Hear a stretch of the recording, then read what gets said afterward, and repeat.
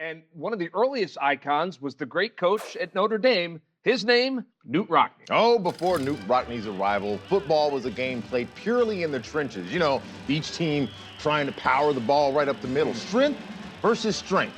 The play calling was predictable and left little to the imagination.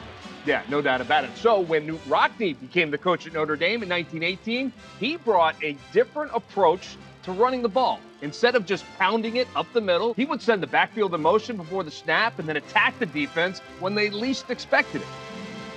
Rockne was one of the first ones to say, hey, we've got to keep moving forward. The game's got to develop. The game's got to improve. Today, by means of the shift, open formation, and reverses, double reverses and plays of that type, a coach is able to utilize a small, smart, active, agile chap who outsmarts the other big man by getting the blocking angle on him, by outwitting him, by outmaneuvering him.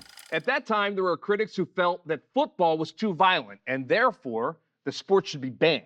Rockne, on the other hand, argued that football had something to offer. It instilled character and discipline, Murph. Yeah, you know, even today, as we learn about the long-term effects of concussions, there are those who feel football should be banned. And that is why the league is doing everything it can in revising the rules even to try to protect the players. But you're always going to have violent collisions no matter what. I mean, that is the nature of the sport, no matter what rules you put in place. So are you advocating that we do away with football? No, I'm just saying that there's an unavoidable dark side to the sport that you have to just realize. Well, frankly, I think that's it's one of its main attractions. Yeah, probably true. All right, anyway, back to the 1920s.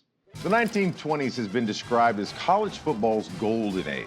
Newspapers and radios covered the local teams, and stadiums were filled to capacity. Yeah, and running backs like Red Grange from the University of Illinois, and Bronco Nagurski from the University of Minnesota, and Ernie Nevers from Stanford University, they became big-time draws. But the biggest sensation was a small school in South Bend, Indiana, which featured a surprisingly powerful football team with a charismatic coach that you named earlier, Knute Rockne. I think his real genius was his ability to, what they would say today, market football. He understood that what he had at Notre Dame, in addition to being a terrific football team, was a great story. It was this little Catholic school that was on a train every week going into some big school's backyard and beating the pants off them. During Rockne's 13 years at Notre Dame, they were credited with 3 national titles. And their first title came in 1924, where their backfield was coined the Four Horsemen by sports writer Grantland Rice.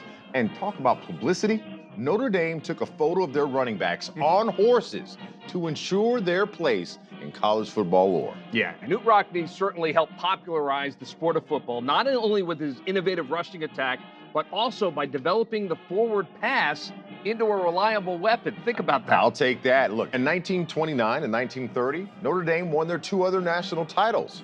But in the spring of 1931, tragedy struck. While flying from Kansas City to Wichita, Knute Rockne and 7 other passengers were killed when their plane crashed. The sudden death of Knute Rockne, the beloved football coach, left a wake of deep sorrow for an entire country. I know all of us felt so deeply that a friend had really been taken from our life. And I tell you how strong it is. The 29-30 team goes back every 2 years for the Southern Cal game.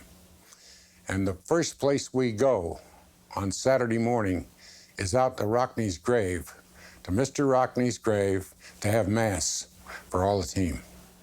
That's how deep it is. And this is 60 years from the time that he's gone. That'll give you a rough idea how deep it was to us. And it's still there. We love that man.